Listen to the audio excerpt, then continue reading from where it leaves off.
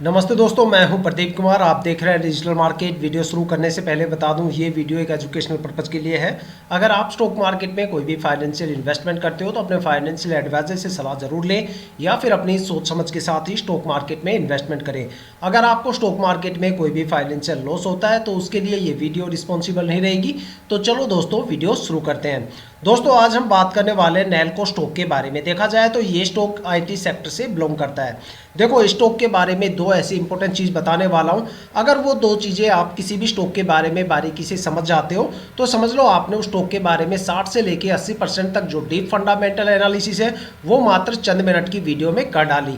देखो, एक एग्जाम्पल के तौर पे समझते हैं। जब आप किसी भी स्टॉक में आप किसी भी बैंक में जाते हो, वहाँ पे कोई भी लॉन्ग टर्म इन्वेस्टमेंट करते हो, मान लो आप कोई भी एफडी लेते हो या फिर वहाँ पे म्यूचुअल फंड में इन्वेस्टमेंट करते हो या कोई पॉलिसी लेते हो, तो जाहिर सी बात है भाई, आप बैंक से एक सवाल हमेशा करते हो कि भैया जहाँ पे हम लॉन्ग टर्म में इन्वेस्टमेंट कर रहे हैं, आखिर यहाँ पे कितने टाइम ड्यूरेशन की होल्डिंग करने पे आखिर हमें कितनी मैच्योरिटी मिलेगी। लेकिन अगर वही चीज़ हम स्टॉक मार्केट के केस में देखें तो हम ये सारी चीज़ें वहाँ पे इग्नोर कर देते हैं और स्टॉक के बेसिक फंडामेंटल देख के स्टॉक में एक बड़ा ट्रेड यहाँ पे उठा लेते हैं। एक जब बड़ा इन्वेस्टमेंट हम स्टॉक में कर देते हैं तो काफ़ी ज़्यादा सवालों के घेरे हमारे सामने आके खड़े हो जाते हैं। भाई, क्या हमें स्टॉक में इन्वेस्टमेंट करना चाहिए था या नहीं करना चाहिए था?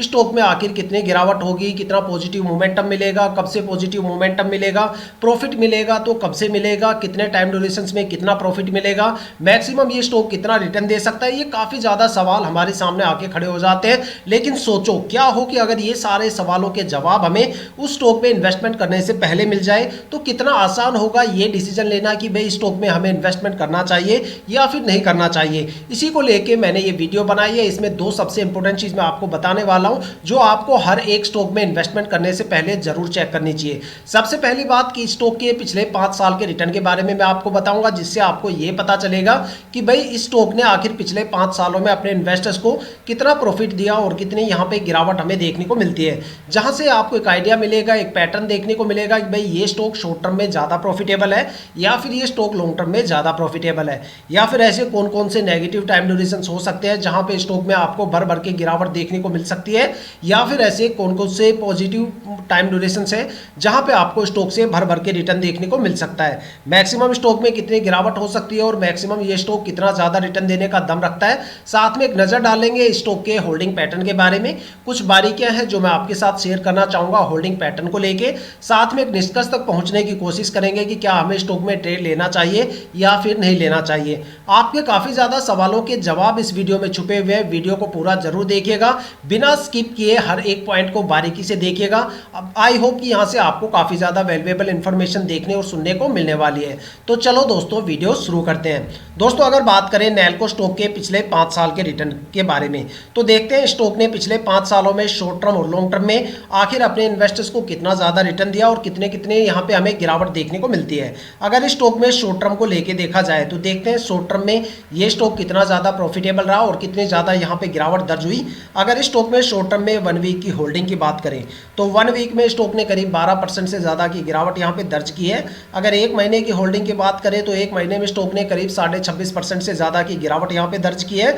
और अगर स्टॉक में 3 महीने की होल्डिंग की बात करें तो 3 महीने में स्टॉक ने करीब 1% के करीब एक अच्छी खासी गिरावट यहाँ पे दर्ज की है। अगर स्टॉक में 6 महीने की होल्डिंग की बात करें तो 6 महीने में स्टॉक ने 0.46% का माइनस सा रिटर्न दिया है। और अगर स्टॉक में 9 मंथ की होल्डिंग की बात करें तो 9 महीने में स्टॉक ने करीब 20.5% से ज़्यादा का रिटर्न दिया है।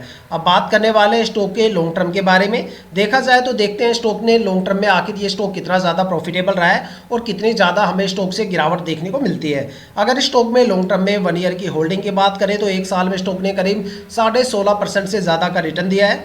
2 साल की अगर होल्डिंग की बात करें तो 2 साल में स्टॉक ने 47% से ज़्यादा का रिटर्न दिया है। और अगर स्टॉक में 3 साल की होल्डिंग की बात करें तो 3 साल में स्टॉक ने करीब 24.5% से ज़्यादा का रिटर्न दिया है। और अगर स्टॉक में 4 साल की होल्डिंग की बात करें तो 4 साल में स्टॉक ने करीब 290% से ज़्यादा का रिटर्न दिया है। और अगर स्टॉक में 5 साल की होल्डिंग की बात करें तो 5 साल में स्टॉक ने करीब 300% से ज़्यादा का रिटर्न दिया है। देखा जाए तो 4 साल में स्टॉक ने अपने इन्वेस्टर्स का पैसा करीब 2.5 गुना से ज़्यादा करके दिया है और 5 साल में स्टॉक ने अपने इन्वेस्टर्स का पैसा करीब 3 गुना से ज़्यादा करके दिया है। अगर एक कंक्लूजन निकाल के देखा जाए तो ये स्टॉक शॉर्ट टर्म में भी काफ़ी ज़्यादा प्रॉफिटेबल है और लॉन्ग टर्म की बात की जाए तो लॉन्ग टर्म में भी ये स्टॉक काफ़ी ज़्यादा प्रॉफिटेबल है। अगर शॉर्ट टर्म के सबसे बेस्ट टाइम ड्यूरेशन की बात करें तो वो यहाँ पे 9 मंथ का टाइम ड्यूरेशन रहा है, जहाँ पे स्टॉक ने करीब 20.5% से ज़्यादा का रिटर्न दिया है। और अगर बात करें लॉन्ग टर्म के बारे में, तो लॉन्ग टर्म में मैं आपको यही सजेस्ट करूंगा कि भाई स्टॉक को आप जितने लंबे टाइम ड्यूरेशन के लिए होल्ड करोगे उतना अच्छा खासा भर भर के रिटर्न आपको स्टॉक से देखने को मिलेगा। अगर लॉन्ग टर्म के सबसे बेस्ट टाइम ड्यूरेशन की बात करें तो वो यहाँ पे 5 साल का टाइम ड्यूरेशन है, जहाँ पे स्टॉक ने करीब 300% से ज़्यादा का रिटर्न दिया है। देखा जाए तो 5 साल में स्टॉक ने अपने इन्वेस्टर्स का पैसा करीब 3 गुना से ज़्यादा करके दिया है। अगर देखा जाए तो स्टॉक में हमें शॉर्ट टर्म में कुछ नेगेटिव टाइम ड्यूरेशन भी देखने को मिलते हैं, जहाँ पे 1 वीक से लेके 3 महीने का टाइम ड्यूरेशन है, जहाँ पे स्टॉक में हमें 1% से लेके 26% या 26.5% के करीब एक अच्छी खासी गिरावट हमें देखने को मिलती है। देखा जाए तो स्टॉक में जो मैक्सिमम गिरावट हुई है पिछले 5 सालों में वो लास्ट 3 महीनों के अंदर हुई है। देखा जाए तो 3 महीने का टाइम ड्यूरेशन यहाँ पे अक्टूबर से लेके अब तक का टाइम ड्यूरेशन बनता है। देखा जाए तो मार्केट में पिछले 7-8 महीनों से काफ़ी ज़्यादा गिरावट के माहौल बने हुए हैं। मार्केट ऊपर जाता है लेकिन स्टॉक ऊपर नहीं जाते, लेकिन जब मार्केट गिरती है तो स्टॉक काफ़ी ज़्यादा गिर जाते हैं। देखा जाए तो अगस्त और सितंबर 2024 की बात करें तो यूरोप के हालात काफ़ी ज़्यादा खराब थे। वहाँ पे काफ़ी कंट्रीज़ में जियोपॉलिटिकल टेंशन चल रही थी, जिसके चलते हमें इंडियन स्टॉक मार्केट में 2 सबसे बड़े क्रैश देखने को मिले। अगर बात करें अक्टूबर की तो काफ़ी ज़्यादा स्टॉक में यहाँ पे अपर सर्किट लगी गए थे, लेकिन क्वार्टरली रिजल्ट बीच में आ गए और काफ़ी ज़्यादा स्टॉक में हमें ट्रेडिंग विंडो क्लोज होती हुई नजर आई और FII की एक बड़ी बिकवाली हमें देखने को मिली। तो देखा जाए तो ये वो टाइम ड्यूरेशन है जहाँ पे स्टॉक में गिरावट का सिलसिला शुरू हुआ। और अगर बात करें इस टाइम करंट टाइम की तो यहाँ पे सेंसेक्स 85,000 से गिर के 75,500 के करीब यहाँ पे आ चुका है। एक बड़ी गिरावट इस टाइम इंडियन स्टॉक मार्केट में चल रही है। देखा जाए तो मार्केट में काफ़ी ज़्यादा स्टॉक ऐसे भी है जहाँ पे लगातार गिरावट का सिलसिला बना हुआ है, उनमें गिरावट रुकने का नाम नहीं ले रही। जैसे कामधेनु वेंचर हो गया, वर्टोज स्टॉक हो गया, AF इंटरप्राइजेज हो गया, ठीक है, साथ में स्प्राइट एग्रो हो गया। तो ये काफ़ी ऐसे सेक्टर है जहाँ पे लगातार गिरावट हो रही है। रतन पावर हो गया, JP पावर हो गया, HCL इन्फोसिस्टम हो गया, ठीक है, काफ़ी ज़्यादा स्टॉक में एक अच्छी खासी हमें गिरावट देखने को मिल रही है। सजलोन तक स्टॉक में भी हमें मतलब जो ग्रीन पावर के स्टॉक है उनमें भी एक बड़ी गिरावट यहाँ पे चल रही है। और अगर देखा जाए तो काफ़ी ज़्यादा स्टॉक ऐसे भी है जहाँ पे प्रमोटर अपना बोरिया बिस्तर बांध के पूरी तरह से निकल चुके हैं, जैसे कि ICICI बैंक हो गया, HDFC बैंक हो गया, जोमेटो हो गया, पेटीएम हो गया, डिलीवरी जैसे स्टॉक हो गए जहां पे प्रमोटर पूरी तरह से निकल चुके हैं। वहां पे सारा का सारा माल FII और पब्लिक इन्वेस्टर्स की झोली में आके गिर गया है और वहां पे उन दोनों के बीच में एक बड़ी जंग चल रही है। लेकिन अगर मार्केट की इतनी बड़ी गिरावट का कंपैरिजन अगर स्टॉक की गिरावट के साथ किया जाए तो भाई पिछले 5 साल में यहाँ पे स्टॉक ने करीब पिछले महीने यहाँ पे 26 या 26.5% के करीब एक अच्छी खासी गिरावट दर्ज की है। तो देखा जाए तो इतनी बड़ी गिरावट स्टॉक में है नहीं जितना स्टॉक ने लॉन्ग टर्म में एक अच्छा खासा प्रदर्शन किया है। अगर इसके लॉन्ग टर्म की अगर रिटर्न को देखा जाए और फिर इसकी गिरावट को देखा जाए और मार्केट की गिरावट को देखा जाए और मार्केट में जो स्टॉक्स में गिरावट हो रही है उसकी कंपैरिजन में अगर देखा जाए तो स्टॉक में इतनी बड़ी गिरावट तो यहाँ पे है नहीं। 26 या 26.5% की गिरावट कोई ज़्यादा बड़ी गिरावट नहीं है। मार्केट की इतनी बड़ी गिरावट होने के साथ में हमें ये भी ध्यान में रखना चाहिए कि भाई लीप ईयर चल रहा है, तो लीप ईयर में जाहिर सी बात है लिक्विडिटी को कंट्रोल किया जाता है इंडियन स्टॉक मार्केट में। जो स्टॉक जिनके अंदर लिक्विडिटी सबसे ज़्यादा होती है, जो स्टॉक सबसे ज़्यादा दौड़ते हैं पिछले 3-4 साल में, वो लीप ईयर में आके अपने लिक्विडिटी के शिकार हो जाते हैं और उनमें उतनी बड़ी हमें गिरावट देखने को मिलती है। तो देखा जाए तो मार्केट की गिरावट के सामने स्टॉक की गिरावट कुछ भी नहीं है।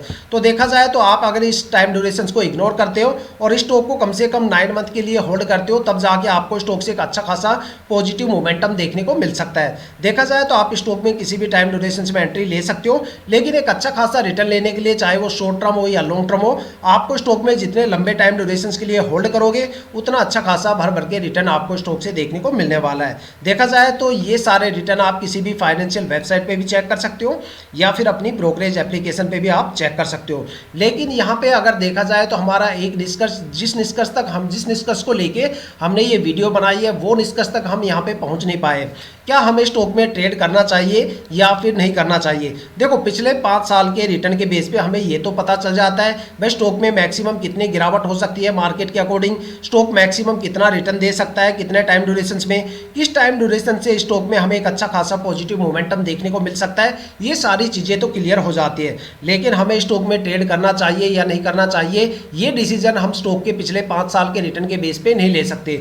देखो रिटर्न जो होते हैं वो अनसर्टेन होते हैं। हो सकता है पिछले 5 सालों में स्टॉक ने एक अच्छा खासा प्रदर्शन किया हो, और हो सकता है कि आने वाले टाइम में स्टॉक में और भी बड़ी गिरावट आपको देखने को मिल जाए, या फिर ऐसा भी हो सकता है कि भाई आने वाले टाइम में ये स्टॉक मल्टीबैगर स्टॉक बन जाए। लेकिन अगर स्टॉक का होल्डिंग पैटर्न हम चेक कर लेते हैं और स्टॉक के 5 साल के रिटर्न चेक कर लेते हैं, तो बिल्कुल इस निष्कर्ष तक पहुंच सकते हैं कि हमें स्टॉक में ट्रेड करना चाहिए या फिर नहीं करना चाहिए। लेकिन यहाँ पे कुछ बारीकियां हैं जो मैं आपको बताने वाला हूँ होल्डिंग पैटर्न को लेके। देखो काफ़ी ज़्यादा बारीकियां होती है। मोस्टली बंदे क्या सोचते हैं, भाई होल्डिंग पैटर्न एक सिंपल से डेटा होते हैं, वो डेटा ही समझते हैं, डेटा से ज़्यादा वो उसकी डेफिनेशंस को यूजुअली यूज़ नहीं करते। यहाँ पे मैं आपका होल्डिंग पैटर्न देखने का थोड़ा सा नज़रिया बदल दूंगा। कुछ बारीकियां हैं जो आज मैं आपको होल्डिंग पैटर्न को लेके बताना चाहूँगा। देखो किसी भी स्टॉक में अगर आप इन्वेस्टमेंट करते हो तो वहाँ पे प्रमोटर की होल्डिंग 50% या उससे ज़्यादा होनी चाहिए। अगर किसी भी स्टॉक में प्रमोटर की होल्डिंग 50% से कम है तो भाई समझ लो वहाँ पे प्रमोटर अपना बोरिया बिस्तर जल्दी से बांधने के चक्कर में रहेंगे, जहाँ पे आने वाले टाइम में आपको स्टॉक में स्ट्रेस लेवल ज़्यादा देखने को मिलेगा और स्टॉक के रिटर्न काफ़ी ज़्यादा कम देखने को मिलेंगे। लेकिन अगर मान लो किसी भी स्टॉक के अंदर प्रमोटर की होल्डिंग 50% से ज़्यादा है, मान लो 70, 80, 90% या इससे ज़्यादा है, तो स्टॉक या तो मल्टीबैगर बन जाता है या फिर वो स्टॉक लंबे टाइम तक एक अच्छा खासा रिटर्न देता है। देखा जाए तो स्टॉक मार्केट में दो सबसे ज्यादा ट्रस्टवर्दी इन्वेस्टर्स होते हैं, जिसमें प्रमोटर और डीआईआई काउंट किए जाते हैं। तो देखा जाए तो ये दो ऐसे सबसे ट्रस्टवर्दी इन्वेस्टर्स होते हैं जो कंपनी के बारे में सबसे ज़्यादा इन्फॉर्मेशन रखते हैं और कंपनी के साथ काफ़ी लंबे टाइम तक रुकते हैं और अपनी होल्डिंग को धीरे धीरे करके रिलीज करते हैं। लेकिन अगर देखा जाए तो स्टॉक मार्केट में दो सबसे ज़्यादा पैनिक इन्वेस्टर्स की भी कैटेगरी है। अगर आपको ये लगता है कि मैं पब्लिक इन्वेस्टर्स को लेकर यहाँ पे बात कर रहा हूँ, तो फिर आपकी जो फंडामेंटल एनालिसिस स्किल है वो काफ़ी ज़्यादा आपको इंप्रूव करने की ज़रूरत है, क्योंकि स्टॉक मार्केट में जो सबसे ज़्यादा पैनिक इन्वेस्टर्स की कैटेगरी आती है उसको FII बोलते हैं। FII का मतलब होता है फॉरेन इंस्टीट्यूशनल इन्वेस्टर्स। वो इन्वेस्टर्स जो डोमेस्टिक मार्केट के साथ साथ ग्लोबल मार्केट में भी इन्वेस्टमेंट करते हैं। जब उनको पता चलता है कि भाई ग्लोबल मार्केट में कोई बड़ी गिरावट होने वाली है या फिर वहां पे गिरावट का सिलसिला शुरू हो गया है, तो वो यहाँ पे बिकवाली करते हुए नजर आते हैं। जब वो बिकवाली करते हैं, बिकवाली करके निकल जाते हैं, तब जाके पब्लिक इन्वेस्टर्स को समझ में आता है कि भाई मार्केट में कोई बड़ी गिरावट होने वाली है। तब जाके पब्लिक इन्वेस्टर्स पैनिक होना स्टार्ट करते हैं और एक बड़ा सेलिंग प्रेशर हमें देखने को मिलता है और तब जाके स्टॉक में एक बड़ी गिरावट यहाँ पे जन्म लेती है। इसलिए हमेशा कहा जाता है कि जिस स्टॉक में FII की होल्डिंग ज़्यादा होती है वहां पे या तो आपको फ्लक्चुएशन ज़्यादा देखने को मिलेगा या फिर उस स्टॉक के अंदर टाइम आने पे आपको गिरावट ज़्यादा देखने को मिलेगी। अगर एक प्रैक्टिकल आप डेमोस्ट्रेशन चाहते हो तो कोई भी रैंडमली आप 15, 20 या 25 स्टॉक कलेक्ट कीजिए, उसका एक साल का आप होल्डिंग पैटर्न चेक कीजिए, स्पेशली FII का होल्डिंग पैटर्न आप चेक कीजिए। उसमें से आपको काफ़ी ज़्यादा स्टॉक ऐसे देखने को मिलेंगे जहां पे पिछले साल FII की होल्डिंग 0% होती है और अचानक अगले साल तक आते आते वो होल्डिंग 10-15% से लेके 35-40% तक चली जाती है। और काफ़ी ज़्यादा स्टॉक आपको ऐसे भी देखने को मिलेंगे जहां पे लास्ट ईयर FII की होल्डिंग 10-15% से लेके 25-30-35-40% तक होती है और अगले साल तक आते आते वो होल्डिंग 5 या 7% रह जाती है या फिर पूरी तरह से 0% हो जाती है। तो आप सोच सकते हो भाई FII की वजह से कितना बड़ा फ्लक्चुएशन हमें स्टॉक मार्केट में देखने को मिलता है। इसलिए हमेशा कहा जाता है कि जो दोपहर में 11:30 से लेकर 1:30 बजे का टाइम होता है वहां पे FII सबसे ज़्यादा एक्टिव हमें देखने को मिलती है, क्योंकि उस टाइम काफ़ी ज़्यादा ग्लोबल मार्केट के प्री सेशन चलते रहते हैं या फिर पोस्ट सेशन चलते रहते हैं या फिर मार्केट वहाँ पे एक्टिव रहती है। इसलिए हमेशा कहा जाता है कि जिस स्टॉक से आपको एक अच्छा खासा रिटर्न लेना है वहाँ पे कम से कम प्रमोटर की होल्डिंग 50% तो होनी चाहिए या फिर वहाँ पे प्रमोटर की होल्डिंग ज़्यादा से ज़्यादा हो और FII की होल्डिंग कम से कम हो। उस स्टॉक से आप एक अच्छा खासा रिटर्न मार्केट से निकाल सकते हो। तो दोस्तों अब चेक करते हैं स्टॉक का होल्डिंग पैटर्न क्या बोलता है, आखिर स्टॉक के होल्डिंग पैटर्न के पिटारे से क्या निकल के आता है। अगर इस स्टॉक में प्रमोटर की होल्डिंग की बात करें तो देखो यहाँ पे पिछले साल प्रमोटर की होल्डिंग 50.09% थी, जो इस साल भी 50.09% है। तो यहाँ पे हमारे 2 पॉइंट क्लियर हो जाते हैं। सबसे पहला पॉइंट कि भाई प्रमोटर की होल्डिंग 50% से ऊपर है और दूसरा पॉइंट कि यहाँ पे प्रमोटर अपनी होल्डिंग को लगातार बनाए बैठे हैं। देखा जाए तो क्वार्टर टू क्वार्टर हमें प्रमोटर की होल्डिंग में कोई भी खास चेंजेस देखने को नहीं मिल रहा, जिसका मतलब है कि भाई प्रमोटर कंपनी के साथ काफ़ी लंबे टाइम तक रुकने वाले हैं और ये कंपनी काफ़ी लंबे टाइम तक एक अच्छा खासा रिटर्न देने वाली है। अगर यहाँ पे दूसरे सबसे ज़्यादा ट्रस्टवर्दी इन्वेस्टर DII की होल्डिंग की बात करें तो DII की होल्डिंग पिछले साल यहाँ पे 0% थी, जो इस साल बढ़ के 0.14% हो गई है। तो देखा जाए तो ये भी हमें एक पॉजिटिव पॉइंट देखने को मिलता है कि भाई यहाँ पे दूसरे सबसे ज़्यादा ट्रस्टवर्दी इन्वेस्टर्स की होल्डिंग भी कुछ यहाँ पे इंक्रीज हुई है। अगर यहाँ पे स्टॉक मार्केट में दो सबसे ज़्यादा पैनिक इन्वेस्टर्स की कैटेगरी की बात करें तो यहाँ पे अगर FII की होल्डिंग की बात करें तो भाई देखो FII की होल्डिंग यहाँ पे पिछले साल 3.80% थी, जो इस साल बढ़ के 5.41% हो गई है। तो देखा जाए तो FII का होल्डिंग का रेशियो भी काफ़ी अच्छा है। देखो FII का होल्डिंग रेशियो कब ज़्यादा हमें ज़्यादा देखने को मिलता है। अगर मान लो एफआईआई की होल्डिंग का रेशियो 10% या उससे ज़्यादा हो जाता है तो समझ लो उस स्टॉक में एक बड़ा लेवल पे आपको फ्लक्चुएशन देखने को मिल सकता है। तो देखा जाए तो यहाँ पे एफआईआई का जो होल्डिंग रेशियो है वो काफ़ी अच्छा है। अगर स्टॉक में पब्लिक इन्वेस्टर्स की होल्डिंग की बात करें तो यहाँ पे पब्लिक इन्वेस्टर्स की होल्डिंग पिछले साल 38.63% थी, जो इस साल घट के 36.86% हो गई है। तो यहाँ पे एक नेगेटिव पॉइंट ये देखने को मिलता है कि पब्लिक इन्वेस्टर्स यहाँ पे थोड़े से कम हुए हैं, लेकिन देखा जाए तो जो डेटा है वो यहाँ पे कुछ पॉइंटों में है। और यहाँ पे एक सबसे बड़ा पॉइंट जो मैं आपको समझाने की कोशिश करने वाला हूँ वो है यहाँ पे गवर्नमेंट होल्डिंग।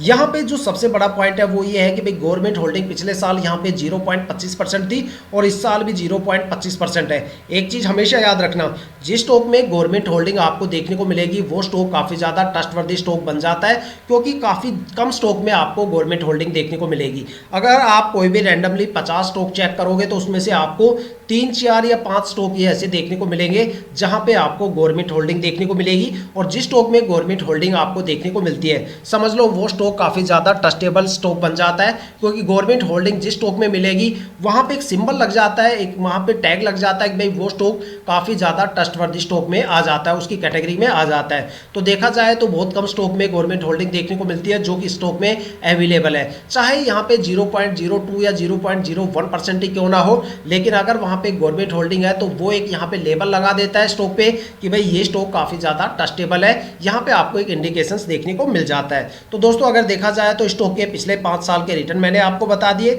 स्टॉक का होल्डिंग पैटर्न कैसा होना चाहिए उसकी बारीकियां मैंने आपको बता दी, स्टॉक के होल्डिंग पैटर्न का डेटा आपके सामने है, साथ में प्रीवियस ईयर्स का डेटा आपके सामने है। यहाँ पे अगर कुछ पॉजिटिव पॉइंट हमें देखने को मिलते हैं वो मैं आपको बता देता हूँ। सबसे पहला पॉजिटिव पॉइंट कि भाई प्रमोटर की होल्डिंग 50% से ऊपर है। दूसरा, प्रमोटर अपनी होल्डिंग में कोई भी चेंजेस नहीं कर रहे, मतलब प्रमोटर काफी लंबे टाइम तक चलने वाले हैं। तीसरा, डीआईआई की होल्डिंग में लगातार एक बड़ा इंक्रीमेंट हमें देखने को मिला है। चौथा, कि एफआईआई की होल्डिंग का जो रेशियो है वो भी काफी अच्छा है, साथ में पब्लिक इन्वेस्टर्स की होल्डिंग का रेशियो भी काफी अच्छा है। और जो सबसे लास्ट और सबसे ज्यादा ट्रस्टवर्दी यहाँ पे पॉइंट हमें देखने को मिलता है कि स्टॉक में हमें गवर्नमेंट होल्डिंग भी देखने को मिलती है। अब डिसीजन आपको लेना है कि भाई क्या आपको स्टॉक में ट्रेड करना चाहिए या फिर नहीं करना चाहिए। अपनी जो कीमती राय है वो हमें कमेंट करके जरूर बताइएगा, ताकि जितने भी हमारे नए इन्वेस्टर्स इस वीडियो को विजिट करें उनको यहाँ पे डिसीजन मेकिंग में काफ़ी ज़्यादा आसानी हो। तो दोस्तों ये थी अब तक की सबसे लेटेस्ट इन्फॉर्मेशन नैलको स्टॉक के पिछले 5 साल के रिटर्न और स्टॉक के होल्डिंग पैटर्न को लेके।